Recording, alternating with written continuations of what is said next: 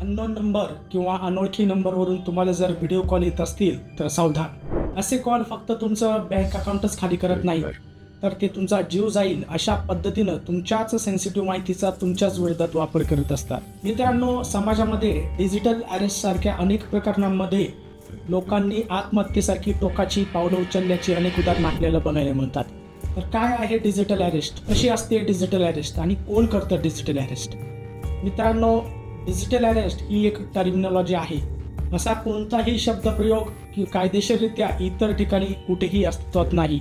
ही जी पद्धत आहे ही एक सायबर फसवणुकीची पद्धत आहे, जी अलीकडं सायबर क्रिमिनल मोठ्या प्रमाणावर वापरत असतात. यामध्ये टार्गेट व्यक्तीला किंवा विक्टिमला हे जे सायबर क्रिमिनल असतात ते एक व्हिडिओ कॉल करतात व व्हिडिओ कॉलद्वारे ते समोरच्या व्यक्तीला मी पोलीस अधिकारी आहे, मी CID ऑफिसर्स आहे किंवा अन्य कोणताही अधिकृत शासकीय व्यक्ती असल्याचं भासवतात आणि सांगतात की तुमचं जे बँक अकाउंट आहे, आधार कार्ड, पॅन कार्ड हे बेकायदेशीररित्या इतर प्रकरणांमध्ये वापरलं गेल्यामुळं तुमच्यावर या ठिकाणी गुन्हा दाखल झालेला आहे.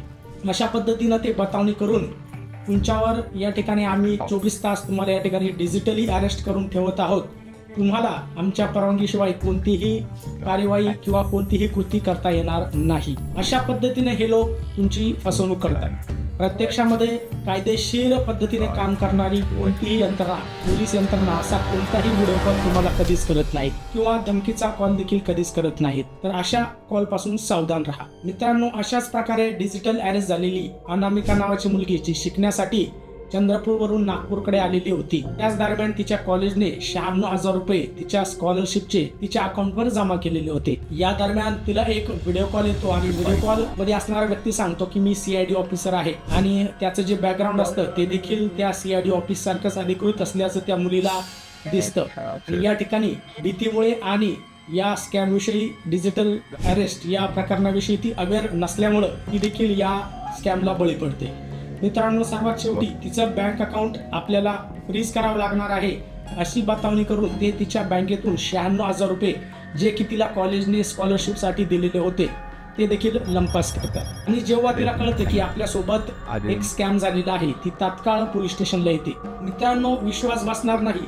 तिला जेव्हा मी माझ्यासमोर पोलीस स्टेशनला बघितलं, बोललं तर सोडा, तिला तिच्या पायांवर नीट उभंही राहता येत नव्हतं. तर मित्रांनो, तुम्हाला जर अशा प्रकारचे व्हिडिओ कॉल, धमकीचे इतर कॉल येत असतील तर अशा कॉलपासून सर्वात प्रथम सावधान. सर्वात प्रथम असे जे कॉल असतात त्यांना ब्लॅकलिस्टमध्ये टाकायचं. त्याच्यानंतर कोणत्याही परिस्थितीत त्या समोरच्या व्यक्तीबरोबर आर्थिक किंवा इतर प्रकारे देवाणघेवाण तुम्ही करू नका. आणि सर्वात महत्त्वाचं म्हणजे तुमचं आधार कार्ड, पॅन कार्ड किंवा इतर जे महत्त्वाचे डॉक्युमेंट किंवा सेन्सिटिव्ह माहिती जी असेल ती कोणत्याही परिस्थितीत ऑनलाईन किंवा ऑफलाईन कुणालाही शेअर करू नका. एवढं करून देखील तुमच्यासोबत जर फ्रॉड झालाच तर तात्काळ 1930 या सायबर हेल्पलाईन नंबरवर कंप्लेंट तात्काळ रजिस्टर करा किंवा सायबर सिटिझनसाठी नॅशनल लेवलवर एक सिटिझनशिप पोर्टल हे रजिस्टर केलेलं आहे, त्यावर देखील तुम्ही कंप्लेंट तात्काळ नोंदवू शकता. अशा प्रकारे तुम्ही तात्काळ त्याला रिस्पॉन्ड केलं तर तुमचे पैसे आम्ही लवकरात लवकर या ठिकाणी परत मिळवून देऊ शकतो. मित्रांनो, गोल्डन आवर नावाची कन्सेप्ट तुम्ही ऍक्सिडेंटच्या केसमध्ये ऐकली असेल, तर याही ठिकाणी गोल्डन आवर नावाची कन्सेप्ट काम करते. गोल्डन आवर मध्ये ऍक्सिडेंट झाल्यानंतर त्या व्यक्तीला तुम्ही किती लवकर दवाखान्यात पोहोच करता यावर त्या व्यक्तीचं पुढील आयुष्य अवलंबून असतं.